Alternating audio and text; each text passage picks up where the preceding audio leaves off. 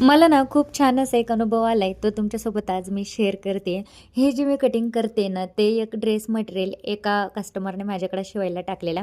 तर त्यात त्यांनी सांगितलेलं की मला एक फरसी सलवार आणि शॉर्ट कुर्ती शिवायची आहे. तर त्यावेळेस मी कपडा ना चेक केला नाही, पण मग जो बॉटमचा कपडा होता ना, तो 2च मीटर होता. 2च मीटर होता आणि त्यांना फरशी सलवारच लागत होते. तर मी त्यांना सांगितलं की फरशी सलवार नाही होत. ते म्हणतात की होते. पण मग मी त्यांना सांगितलं की नाही होत. त्यांनी दुसऱ्या टेलरला विचारलं तर ते बोलले, "ठीक हो बरोबर बोलताय ते, की फरसी सलवार नाही होत 2 मीटरमध्ये." मग ते बोलले, "ठीक आहे, मला फरसी सलवारच पाहिजे होती, पण आता काय करणार, कपडा कमी आहे, तर तुम्ही जाऊ द्या, सिंपल मला पॅन्ट शिवून द्या." तर मग मी विचार केला, म्हणलं आता आणि पहिल्यांदा त्यांनी माझ्याकडे टाकलेला.